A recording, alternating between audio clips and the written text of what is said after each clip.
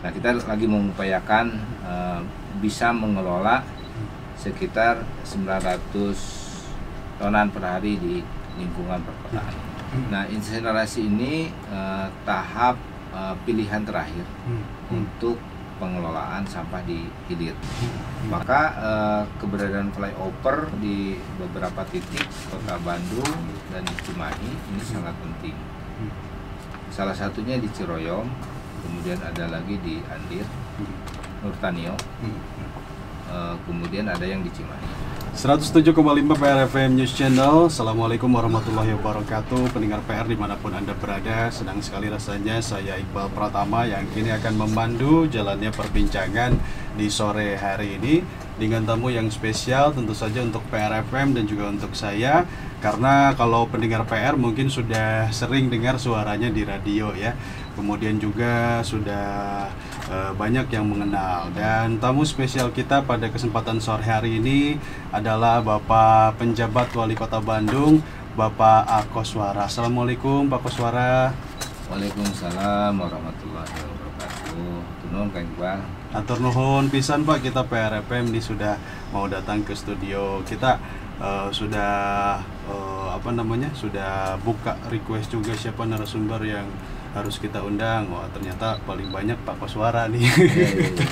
Jadi alhamdulillah nanti pendengar PR juga mungkin boleh yang mau nanya-nanya ke Pak Koswara langsung, boleh ya Pak ya? Boleh. Baik.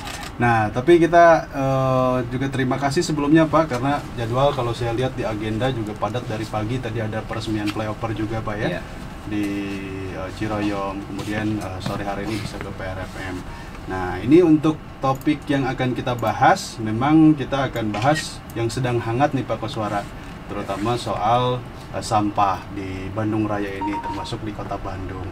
Boleh mungkin untuk yang pertama kita ingin tahu dulu Pak, karena kan kemarin sempat wawancara juga dengan PJ Gubernur, dengan Sekda Jabar juga, bahwa memang Bandung Raya ini sampahnya banyak, termasuk salah satunya di Kota Bandung yang bisa sampai 170 rit ya Pak ya, ritase per hari. Bagaimana dengan sekarang Pak, apa yang sudah dilakukan begitu Pak Koswara sebagai pembuka? Ya, terima kasih Kang Iqbal. Betul bahwa dalam 3 minggu terakhir ini pembicaraan selalu tentang sampah. Iya. Karena sebagai salah satu upaya juga untuk menguatkan kesadaran akan terjadinya darurat sampah apabila tidak dilakukan hal-hal yang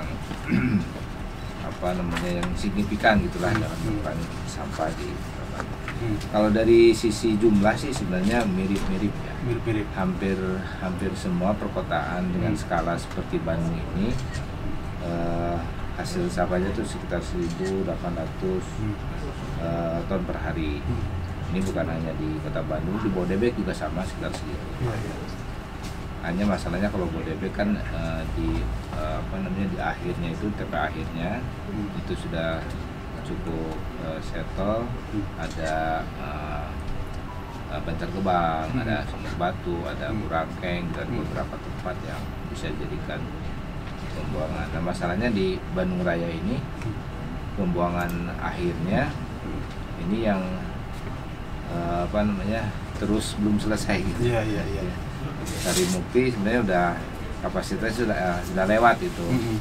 Kemudian ada perluasan juga tahun 2023 kan ada darurat sampah ya itu, sehingga terjadi beberapa kondisi yang menyebabkan Kota Bandung harus melakukan kegiatan-kegiatan ekstra untuk mengurangi sampah yang bisa diproduksi. Kalau dari arahan dari Provinsi Jawa Barat, kita ini harus mengurangi sampah dari 172 rit per hari menjadi 140 rit. Pengurangannya kurang lebih 32 rit lah per hari. Kondisi ini kalau dikaitkan dengan jumlah tonasenya, ya, saat ini yang diangkut ke TPA Sarimukti itu kurang lebih 993 ton per hari. Ya 172 rit itu kurang lebih segitu. Dari 1796 berarti ada yang dikelola sendiri di dalam, itu sekitar 786. Jadi 45% lah mungkin ya, itu diselesaikan di kota sendiri. Baik. Sisanya dibuang ke sana. Nah ini kondisinya kalau jadi 140 per rit per hari, maka harus dibalik nih. Yang dibuang ke Sarimukti sekitar 700-an. Yang dikelola di dalam harus nambah gitu, sampai selesai. Nah kita lagi mengupayakan bisa mengelola sekitar 900 tonan per hari di lingkungan perkotaan. Nah, targetnya kira-kira itu. 900 ton di Kota Bandung dikelola sendiri ya. Sisanya baru ke Sarimukti tadi ya. Baik.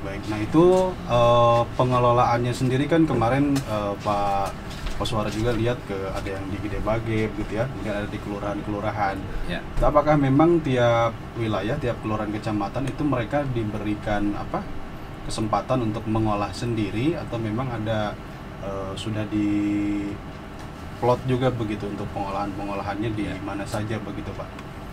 Nah kami berpikir di Pemkot Bandung, jadi kondisi ini harus jadi momentum untuk strategi pengolahan sampah secara mandiri. Jadi tidak tergantung lagi nanti ke depan terhadap kondisi TPA regional. Ya walaupun sudah ada komitmen untuk regional, tapi kan kita tidak bisa selalu terjadi lagi kedaruratan berikutnya gitu ya. Ini udah kedaruratan pertama kemarin 2023, 2024 mau darurat lagi. Nah, siapa tahu nanti ke depan kalau ini belum selesai masih ada darurat lagi ke depan tentang sampah. Maka kita ambil kebijakan harus lakukan benar-benar secara komprehensif pengolahan sampah dari dari hulu, dari tengah, dan dari akhirnya. Nah, itu strateginya kita bagi tiga tahapan. Nah, untuk strategi di hulu, pengurangan di hulu ini, kita sebenarnya sudah punya contoh. Karena Kota Bandung sudah melakukan beberapa kegiatan yang saya kira ada yang berhasil juga. Itu terjadi di tingkat hulu ini, yaitu ada di RW. Ada 383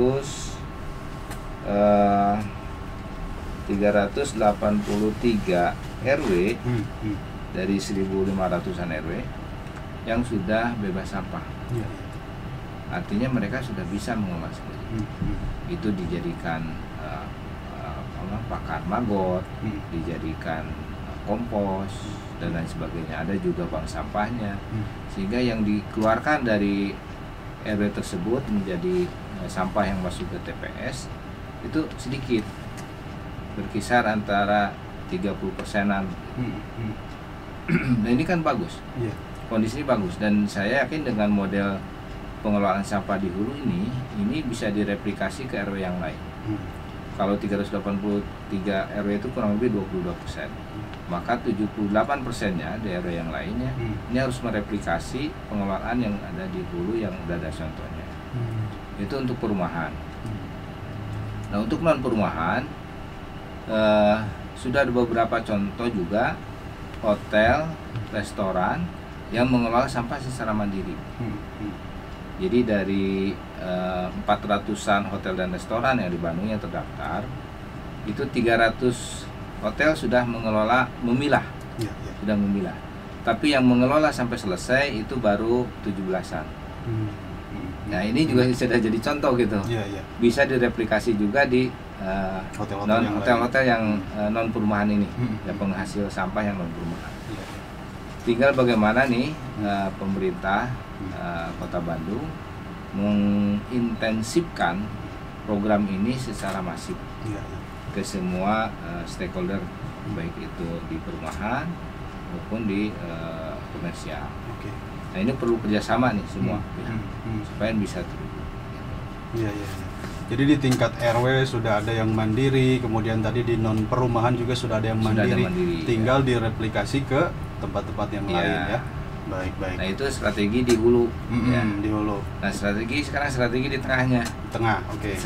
Strategi tengah ini yang proses pengangkutan. Pengangkutan dari timbulan ke TPS ataupun dari TPS ke TPA. Persoalannya yang kemarin itu pengangkutan masih dicampur. Ya. Sekarang sudah benar-benar kita minta semua pengangkutan dipisah antara organik dan non organik. Dengan teman-teman di LH, insya Allah ini bisa dilaksanakan paling lambat November, awal November sudah pengangkutan sudah terpilah. Nah, kita upayakan sebelum November sudah berlaku. Namun ada persoalan di sini, sampah-sampah yang dikelola vendor di luar LH. Nah, ada beberapa restoran maupun hotel yang bekerja sana dengan vendor. Nah, ini belum terkontrol. Kita masih nyari data vendornya siapa saja. Dan kalau misalnya tidak punya kompetensi untuk mengelola sampah secara baik, itu sebaiknya diputus kontrak antara hotel atau restoran yang kerjasama dengan vendor. Atau kalau vendornya mau terus melakukan usaha, dia harus mengikuti arahan dari pemerintah supaya baik. Seperti contoh kasus kemarin yang sampahnya ada di Citarum, dari hotel, itu sebenarnya vendor, bukan dari unit LH yang buang sana. Itu dari vendor. Dan bisa ketahuan dari hotel yang bekerja sama dengan vendor ini. Ditelusuri begitu Pak ya? Ternyata ini dari mana, kemudian hotelnya ternyata dari vendor gitu ya? Nah, kadang-kadang gini Pak, kadang-kadang dari masyarakat juga sering bilang, oh ini bayar ke LH, padahal itu sebenarnya ke vendor. Karena mereka minta ada biaya dari tempat sampah itu. Dan harusnya kalau sudah dengan ada vendor itu tidak boleh masuk ke sistem sampah yang dikelola oleh lingkungan hidup. Yang masuk ke TPS. Kalau ke TPS mah dia salah dong, dia mengambil biaya dari masyarakat untuk mengelola sampah, tapi dia ikut ke fasilitas pemerintah. Itu kan salah. Tapi secara mandiri juga dia mengelola sampahnya. Baik.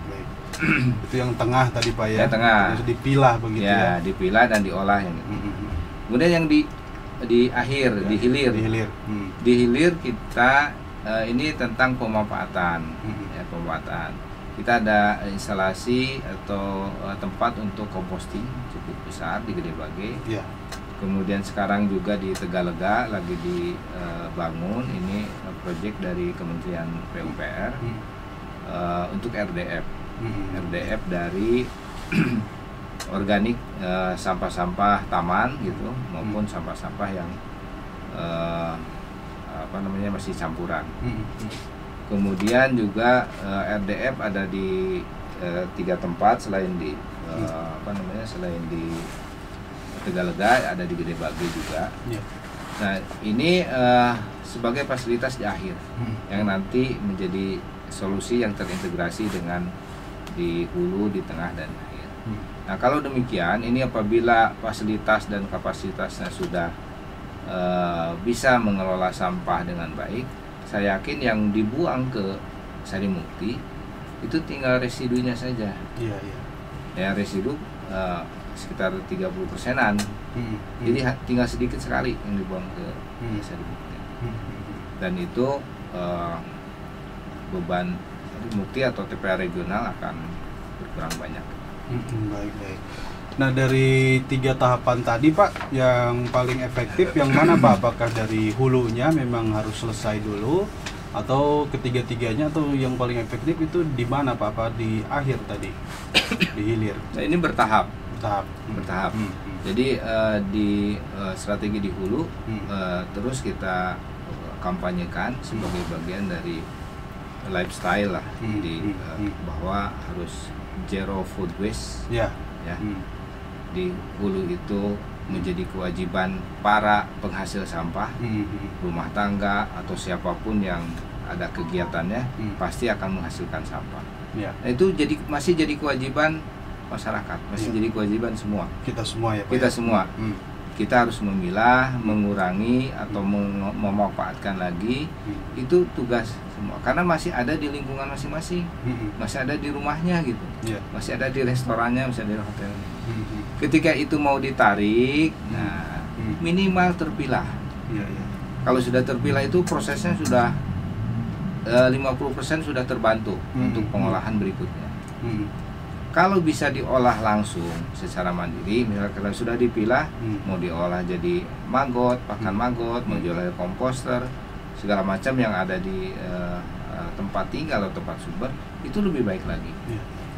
Atau misalnya ada yang anorganik, bisa dibuat masukkan ke bank sampah, dipilih lagi, itu lebih baik lagi. Jadi benar-benar yang dikeluarkan dari tempat penghasil sampah itu tinggal residunya saja, yang tidak bisa diapa-apakan. Nah ini kalau ini berhasil di hulu, ya, ada RW yang tinggal 11% sampah residunya, kan luar biasa. Malah kemarin saya cek di PPJ, ya, itu sampahnya residunya 4%. PPJ yang mall itu? Iya, yang mall. 4% sama ya residunya. Jadi hampir semua bisa dikelola dan menghasilkan, ternyata bisa ya. Ekonomi sekali gitu, menghasilkan banyak pendapatan. Dan kalaupun tidak dapat uang secara cash, kan nilai ekonominya bisa dipakai lagi. Misalnya pakai untuk pakan ternaknya, pakan pupuk di taman-tamannya, itu kan nilai ekonomis juga. Jadi ada contoh-contoh yang saya kira sangat baik sekali di Kota Bandung sebagai role model untuk pengolahan sampah di hulu. Jadi ini bukan ngawang-ngawang, ya, karena di hulu itu masih kewajiban kita semua. Nah baru setelah itu keluar masuk ke tahap kedua, baru tuh masuk intervensi kita, ya, untuk pengangkutan. Apakah pengangkutannya dipilah atau disatukan lagi? Nah, kemarin kan ini masih nih, ada yang dipilah di tingkat RW ngangkutnya, jadi secara komodal dikelola oleh RW. Nah sekarang semua harus sama, baik dari UPT kebersihan yang ada di lingkungan hidup maupun di RW-RW harus sama. Dan kita akan intervensi ini melalui program. Ya. Nah kira-kira itu tahapannya. Nanti yang terakhir baru di strategi di hilir. Ini sambil proses, karena kan tidak bisa langsung ya, ada proses untuk pembangunan infrastruktur di hilir ini. Sebagai contoh misalnya di Tegalega, pabrik RDF itu baru bisa operasional mungkin 3 minggu lagi ke depan. Itu bantuan dari Kementerian PUPR. Di Tegalega ini mungkin di 2025 baru bisa operasional fasilitas pengolahan sampah di akhir ini. Baik. Jadi gitu. Zero food waste dari rumah itu sangat penting ya Pak, sangat ya, dan penting, itu tanggung jawab kita bersama. Baik. Dan juga seperti yang kemarin disampaikan oleh Pak Bey Mahmudin dan Pak Sekda Jabar juga tentang zero food waste itu pentingnya ya. Dan ini nampaknya sudah ada contoh-contoh yang di Kota Bandung, seperti tadi di RW yang tinggal sekian persen, 11% ya Pak. Itu di RW mana Pak? Itu di Sukamiskin. Sukamiskin ya. Jadi dari rumahnya dia pakai istilahnya keranjang Takakura, namanya keranjang Takakura. Bisa jadi sisa sampah itu jadi langsung jadi kompos. Bisa dipakai di tempat tinggalnya gitu. Baik. Nah kemudian juga tadi sudah ada yang non perumahan, salah satunya PVJ tadi Pak ya. Itu sama juga mereka melakukan itu, yang dilakukan zero food waste, kemudian juga pemilahan gitu ya. Baik. Nah kalau yang untuk vendor-vendor ini mengatasinya nanti gimana Pak? Jangan sampai malah jadi kacau lagi begitu. Apakah sudah disiapkan strateginya untuk yang saat ini sama vendor beralih ayo sama DLH aja atau gimana Pak? Kita nggak begitu. Jadi kalau memang para vendor ini bisa mengikuti standar dan arahan kita silahkan mereka terus beroperasi. Hanya dia ya wajib mengolah sampahnya itu dan tidak membebani TPS yang akhirnya harus diangkut ke Sarimukti. Kalau dia mengambil kontrak dengan para restoran dan sebagainya komersial, maka dia wajib menyelesaikannya sampai zero, selesai. Baik, baik.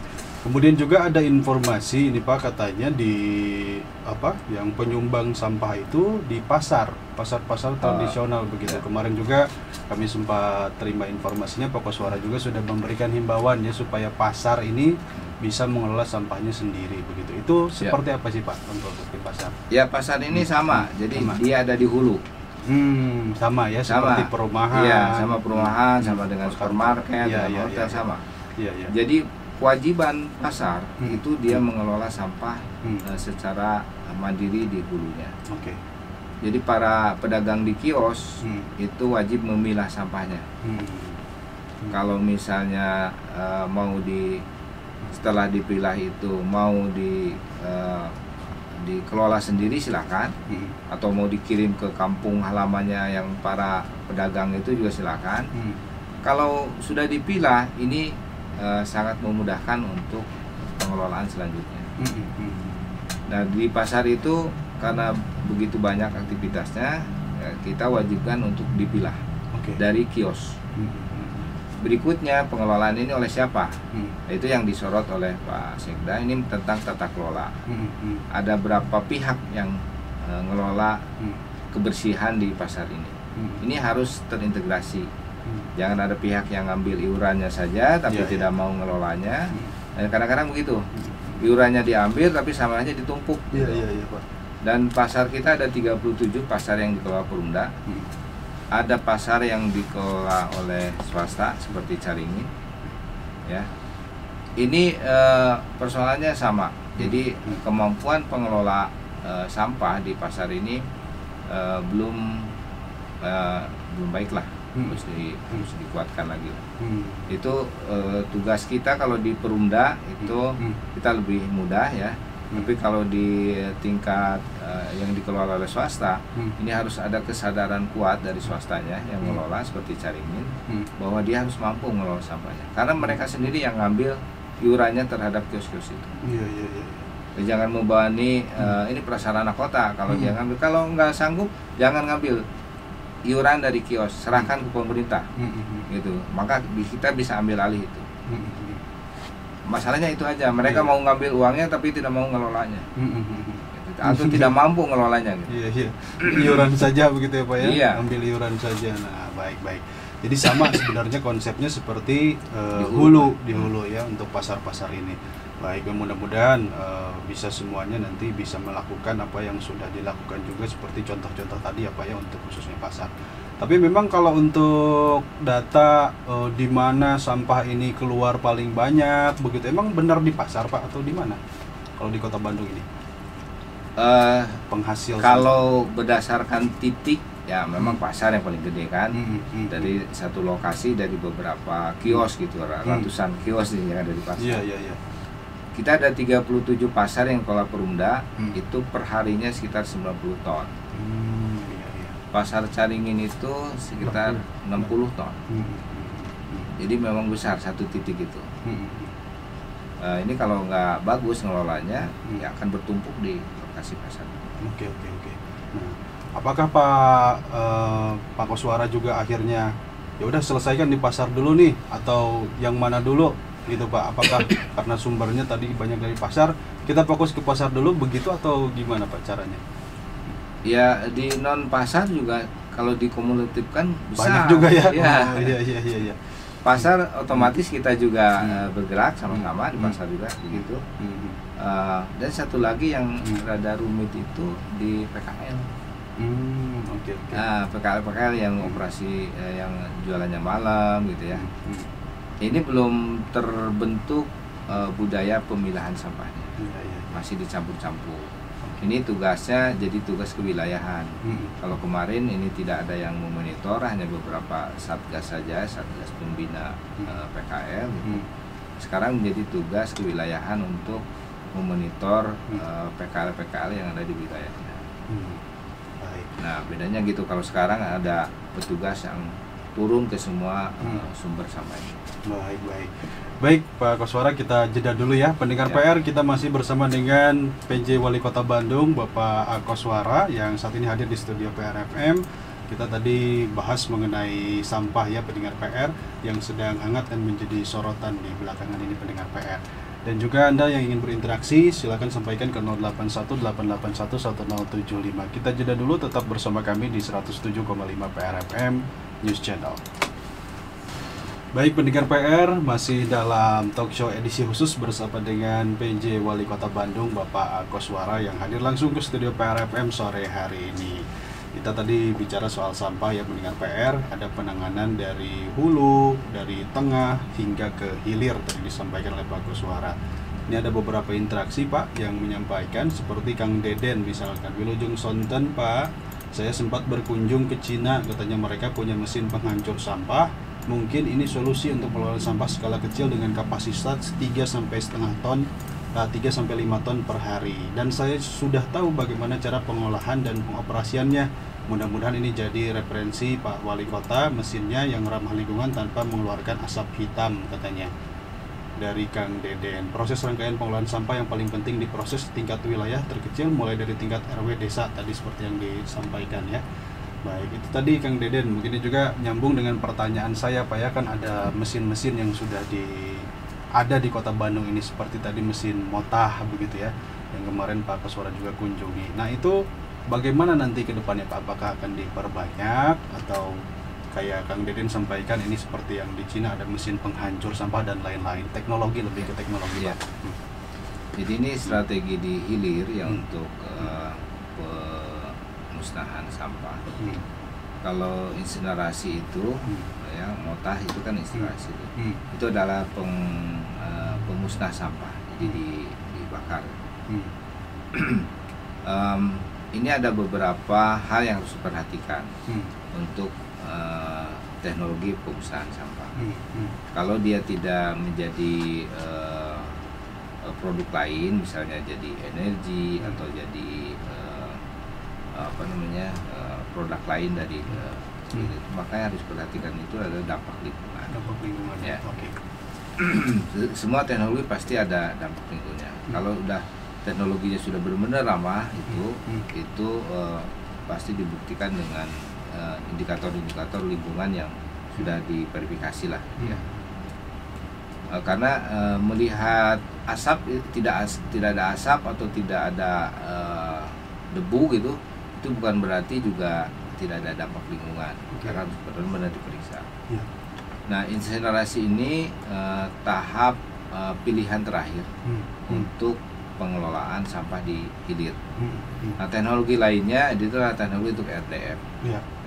Jadi sampah anorganik itu dikelola dan diproses menjadi bahan bakar pengganti batu bara. Dan ini kami sudah cukup banyak mendiskusikan ini. Selain yang dari Kementerian PUPR yang sudah diinstalasi di Tegalega, itu juga ada baru-baru ini dengan Semen Sian Group SCG ya, yang di Sukabumi. Mereka sebagai off-taker, juga sebagai penyedia teknologi. Nah ini lebih ringkas lagi, karena kalau dengan SCG hasil dari RDF-nya sudah diterima oleh mereka. Nah kemudian yang mesin-mesin lainnya itu lebih banyak kepada tadi Gibri kayak gitu ya. Itu bagian dari proses untuk mengolah di akhir. Gibri itu memisahkan antara organik dan organik. Kemudian satu lagi itu teknologi itu jadi listrik. Ada ya Pak ya? Waste to energy. Jadi jadi listrik. Jadi dari pembakaran panasnya dikonversi menjadi tenaga listrik. Ini ada beberapa pilihan. Semua tergantung dari bagaimana kita akan memanfaatkan hasil dari teknologi ini. Karena ini kan teknologi mengandung biaya banyak besar. Kalau tidak ada feedback manfaatnya, rada susah juga menerapkan teknologi yang punya biaya besar ini secara kelayakan bisnis, kelayakan usaha. Misalnya waste to energy, berarti kan harus ada pembeli energinya. Iya. Apakah masuk? Ya? Iya. Apakah masuk jaringan PLN atau mau dimanfaatkan sendiri? Nah, harus ada off-takernya tadi. Kalau jadi RDF, maka harus ada nih penerima RDF-nya siapa. Gak mungkin juga kita menerapkan teknologi RDF tanpa tahu siapa yang akan menggunakan RDF-nya. Nah, itu kan jadi nggak layak. Semua juga begitu. Nah, pilihan itu tergantung dari kondisi sampah yang sudah terkelola, yang sudah masuk. Apakah itu bisa langsung masuk ke teknologinya atau perlu dipilah-pilah lagi. Nah, makanya itu ada teknologi tambahan untuk memisahkan dan sebagainya. Jadi pemilihan teknologi ini sangat tergantung dari kemampuan kita daerah untuk memanfaatkan hasilnya, karena tidak semua teknologi bisa sama pada tempat-tempat tertentu. Baik. Ada pertimbangan mengenai dampak lingkungannya seperti apa, begitu ya Pak ya? Baik. Tapi itu menjadi opsi terakhir berarti untuk insinerator. Tadi ya. Karena insinerator juga kalau teknologinya sudah bagus, itu sudah ada SNI-nya. Ya. Tidak bisa kita menggunakan insinerator yang asal bikin gitu, nggak bisa. Kalau sudah ada SNI-nya, sudah diverifikasi oleh Kementerian Lingkungan Hidup, ya bisa kita manfaatkan. Tapi artinya kalau dengan insinerator, kita tidak dapat nilai ekonomisnya. Iya.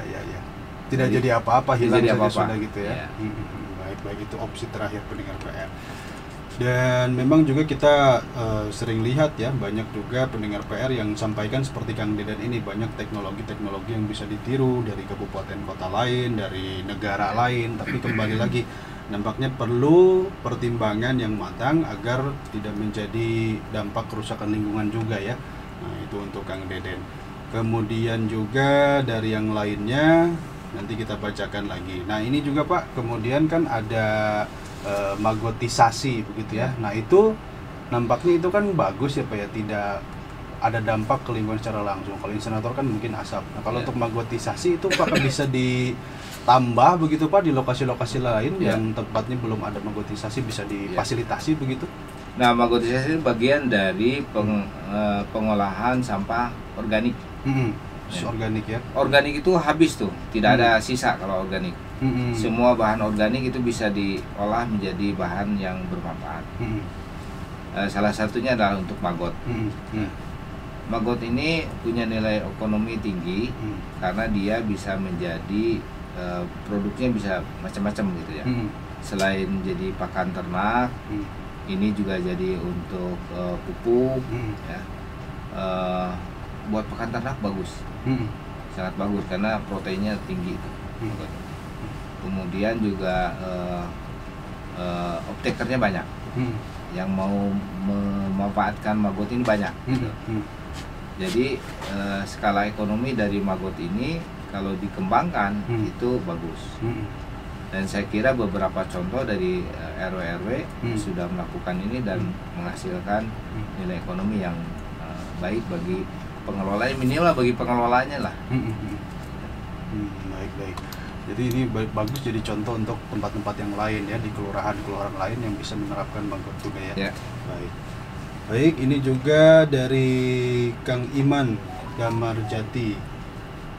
Katanya TPS hanya Pemkot Bandung terkait pengolahan sampah ini, misalnya TPS hanya menerima sampah residu dan sampah jenis lainnya harus diolah oleh masyarakat. Padahal masyarakat Jepang yang disiplinnya sudah tingkat dewa saja cuma harus memilah sampah dan membuang ke tempatnya sesuai jenis dan jadwalnya. Di kita memilah dan buang sampah pada tempat saja masih jadi masalah, apalagi jika harus mengolahnya. Mengolah sampah itu harusnya dilakukan badan usaha karena tidak mudah dan tidak murah. Tidak semua masyarakat bisa karena kondisinya beda-beda, katanya begitu Pak, kurang lebih pandangan dari Kang Imam begitu. Artinya yang harus mengolah mah pemerintah begitu. Jadi sudah memilah harus mengolah juga, katanya begitu. Gimana pandangannya Pak Koswara? Kita ada contoh lah ya. Jadi saya juga tidak berdasarkan teori.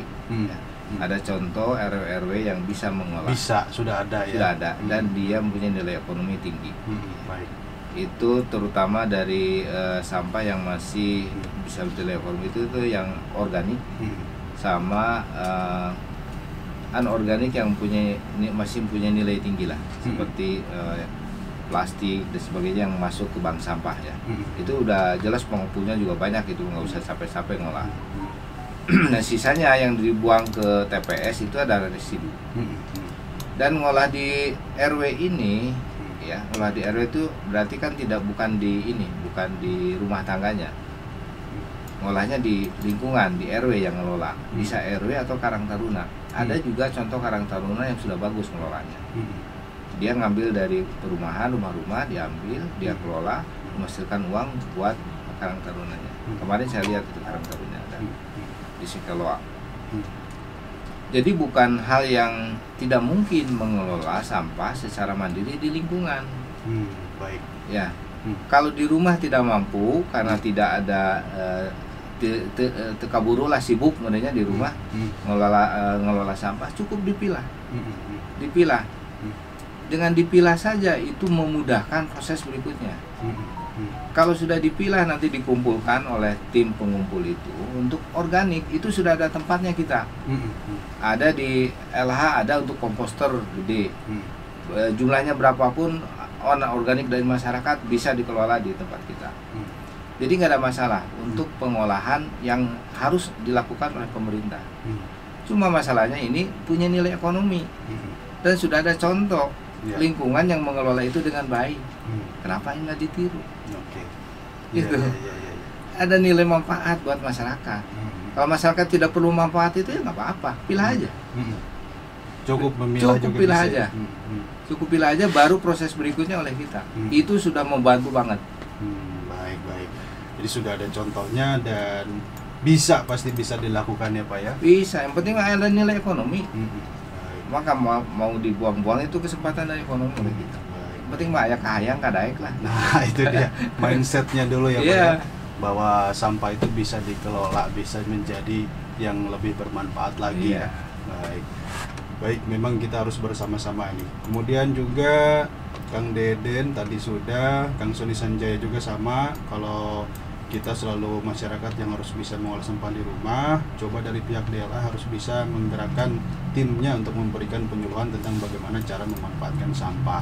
Berarti dari contoh-contoh RW tadi, ini kemudian ditransfer knowledge-nya ke kelurahan yang lain itu sudah dilakukan berarti Pak ya, seperti yang Sony sampaikan. Hanya masalahnya dari perumahan kemarin banyak keluhan. Ini sudah dipilah tapi tidak diangkut. Nah, angkutnya masih digabung-gabung. Itu yang menjadi tugas kami ya. Nah, tugas ini bukan hanya di DLH, tapi ada satu segmen yaitu mamang angkut. Nah, mamang angkut ini kan bukan pegawai LH, bukan pegawai pemerintah. Itu biasanya dikelola RW. RW yang narik iuran kan dari rumah-rumah. Gaji si mamang. Disatuin lagi. Nah, maka edukasi selain ke rumah juga ke tingkat RW yang ada mamang angkutnya. Itu tugas kita untuk mengedukasi itu dan menyediakan fasilitasnya supaya dipisah.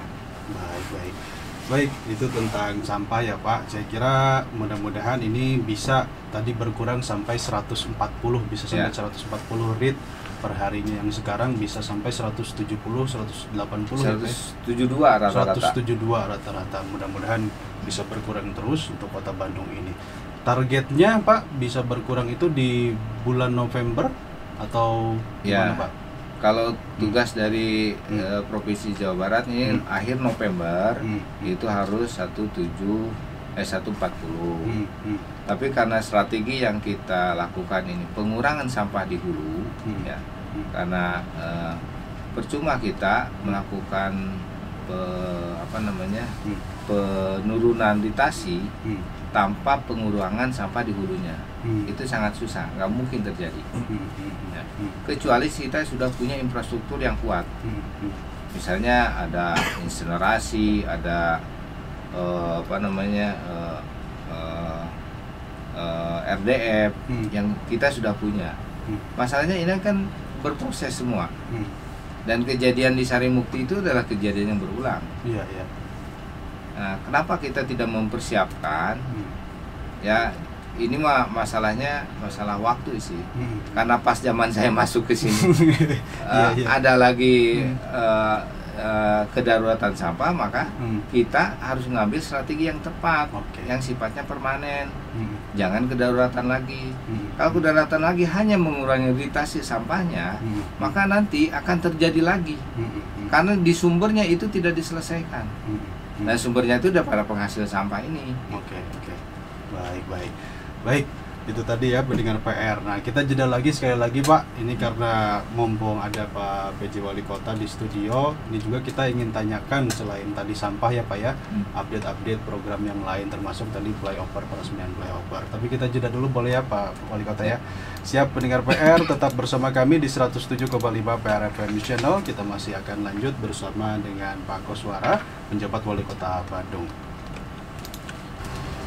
Baik, pendengar PR tentang bagaimana pengelolaan sampah dan himbauan terkait dengan zero food waste tadi ya, dari mulai hulu kemudian sampai ke hilir tadi kita sudah dengarkan langsung oleh Pak Koswara. Nah, ini mumpung ada Pak Koswara di studio PRFM, kita juga ingin ketahui tadi sudah melakukan peresmian flyover ya Pak ya, pagi tadi. Mungkin ada yang ingin disampaikan terkait hal itu Pak, bahwa sekarang sudah ada flyover yang bisa digunakan untuk masyarakat Kota Bandung. Ya. Jadi flyover Ciroyom itu salah satu dari 4 flyover yang dibangun sebagai dampak dari feeder kereta cepat. Nah, feeder kereta cepat ini apabila nanti sudah full ya, perjalanan Jakarta Bandung kereta cepatnya itu sekitar 60 perjalanan lebih, 67 kalau salah tadi. Artinya itu per 3 menit perlintasan itu dilewati kereta. Otomatis dengan demikian tidak bisa dipakai untuk perlintasan mobil, karena per 3 menit udah bisa kebayang kan, bukanya aja udah seperti itu. Maka keberadaan flyover di beberapa titik Kota Bandung dan Cimahi ini sangat penting. Salah satunya di Ciroyom, kemudian ada lagi di Andir, Nurtanio, kemudian ada yang di Cimahi. Nah, yang di Kota Bandung, Ciroyom ini adalah proyek dari Kementerian Perhubungan, karena lintasannya tadi dilewati oleh feeder, dan dengan selesainya tadi sudah bisa dipakai oleh masyarakat. Perjalanan yang melintasi perlintasan sebidang di Ciroyom ini sudah tidak terganggu lagi pergerakannya. Alhamdulillah, menurut keterangan dari pengelola kegiatannya dari BTP Perkeretaapian, itu sudah layak fungsi, sudah dites, kelengkapan keselamatannya sudah ada. Tinggal kami dari Pemkot menambahkan beberapa rambu yang ada di jalan kotanya. Nah, itu insya Allah bisa selesai kalau itu. Baik. Jadi per hari ini sudah bisa dilintasi bisa ya Pak? Dilintasi. Baik. Itu untuk update-nya pendengar PR. Kemudian juga Pak, kalau ke PRFM kan kita ada informasi lalu lintas. Nah, masalah kemacetan Pak Wali Kota. Nah, ini bagaimana nih Pak? Kabarnya juga kan Pak Koswara kabarnya akan mengatur regulasi khusus begitu terkait jam masuk kantor, jam masuk sekolah begitu ya. Kemudian apakah akan ada rekayasa-rekayasa yang bisa dilakukan lagi untuk mengatur kemacetan ini Pak yang sering kita jadi strategi untuk menangani kemacetan ini memang tidak bisa dilihat sepotong-sepotong. Banyaklah tenaga ahli atau para ahli yang menyatakan kalau begini ini harusnya begini, kalau begini harus begini. Memang tidak bisa sepotong-sepotong ya, harus secara keseluruhan. Pergerakan di metropolitan Bandung Raya ini perharinya itu sekitar 17 juta pergerakan. Bisa dibayangkan kan, Kota Bandung yang didesain dengan penduduk tidak lebih dari 600 jiwa, 600.000 jiwa, itu dengan kepadatan sekarang beberapa kali lipat. Kemudian aglomerasinya sampai dengan Bandung Raya. Nah, pergerakan yang begitu banyak ini tidak bisa diselesaikan hanya dengan manajemen rekayasa lalu lintas. Harus ada penambahan kapasitas jalan. Jalan juga sempit-sempit. Ya, bisa. Jadi harus bagaimana? Kalau kapasitas jalan nggak bisa. Transportasi publik. Transportasi publik. Maka dengan demikian kapasitas jalan orang pindah ke transportasi publik. Kapasitas jalan akan terbuka lagi. Yang asalnya tadi padat dengan mobil-mobil pribadi itu pindah ke transportasi publik. Nah, sekarang transportasi publiknya gimana? Ya. Dulu Kota Bandung dengan bis kota dan angkot-angkot itu sudah selesai. Dulu itu Pak. Ya. Tapi kan sekarang nggak bisa. Betul. Dengan kepadatan yang begitu tinggi dan jumlah kendaraan pribadi yang terus meningkat, maka angkutan umum yang dulu itu sudah terpinggirkan, apalagi dengan kebijakan kendaraan yang begitu masif. Jadi dilematis. Angkutan publik ini tidak bisa berdiri sendiri. Harus juga dengan kebijakan lainnya. Dan ini sangat susah. Karena kebijakan lainnya itu bukan ada di sektor transportasi. Ada di sektor perdagangan, ada di sektor impor, industri dan lain sebagainya. Karena itu kan tentang pendapatan negara ya.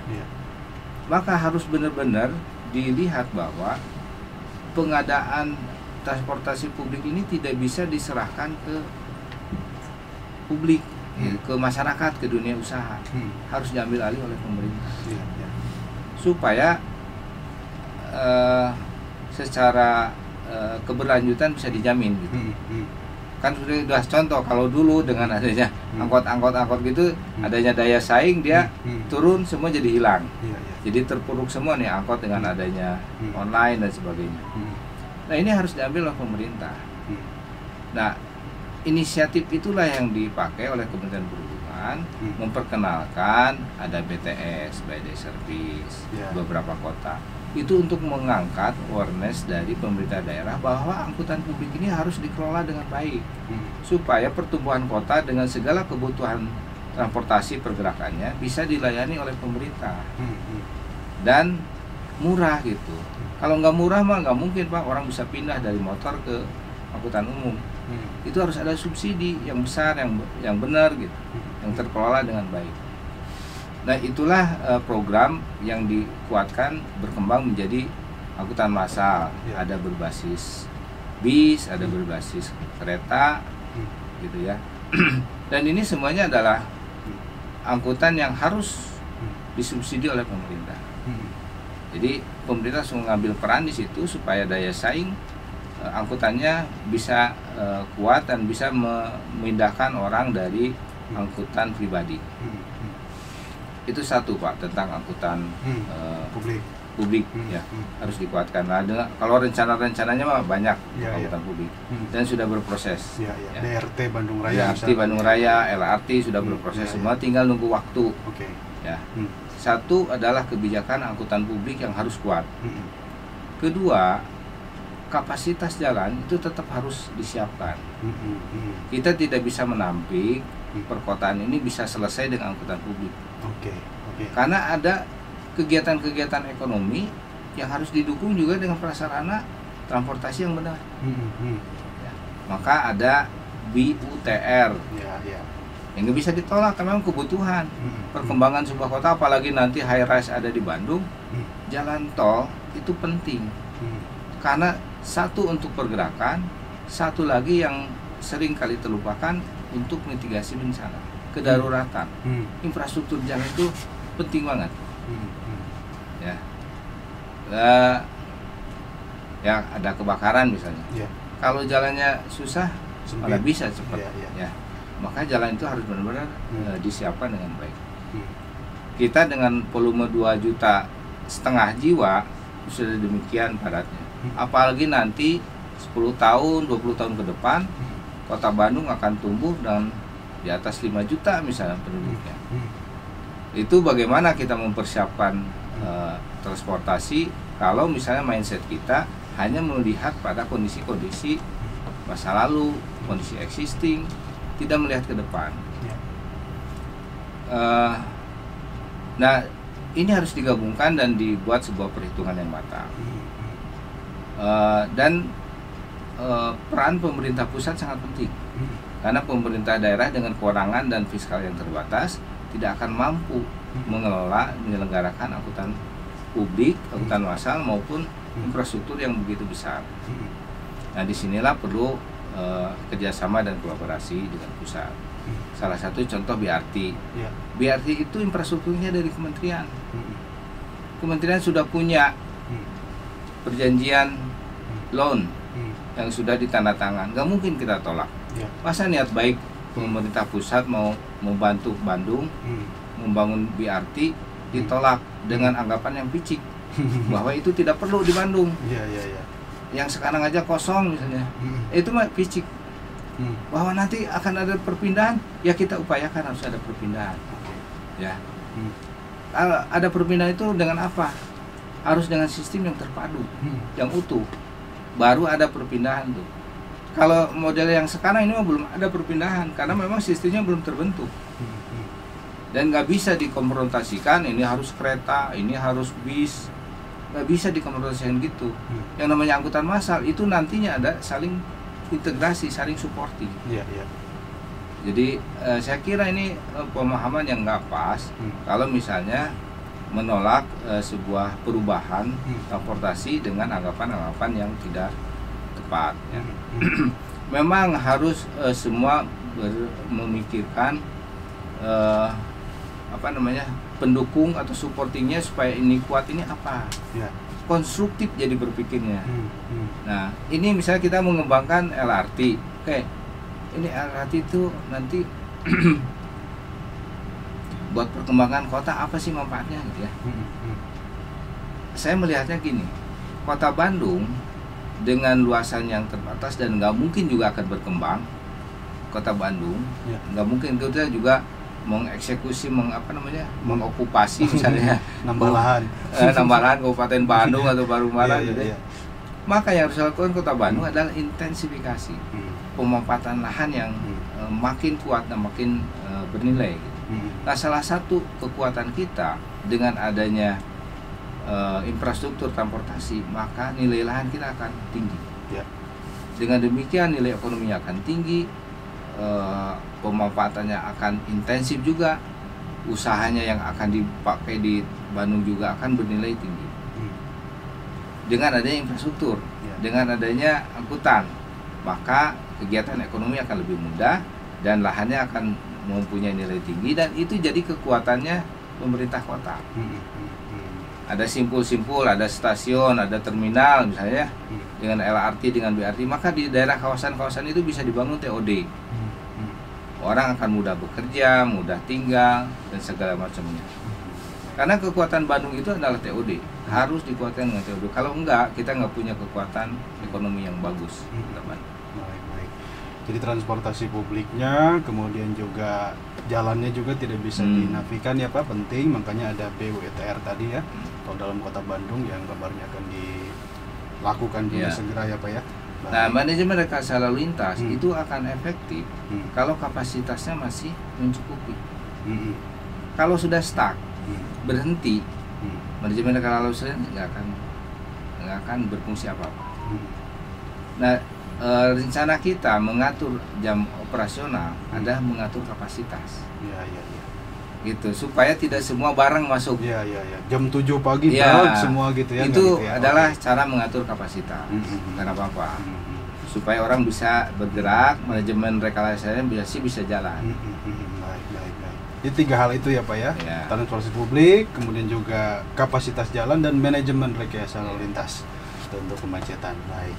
Dan terakhir mungkin Pak, ini kan karena musim hujan juga, mungkin ada himbauan ya untuk masyarakat Pak. Kalau di Pemkot kan sudah ada program mapag hujan juga begitu ya, bersih-bersih gorong-gorong dan lain-lain. Himbauan terkait hal itu dan juga himbauan terkait sampah, topik utama kita Pak. Terakhir silakan sebagai closing statement Pak Koswara. Ya baik, terima kasih. Kalau untuk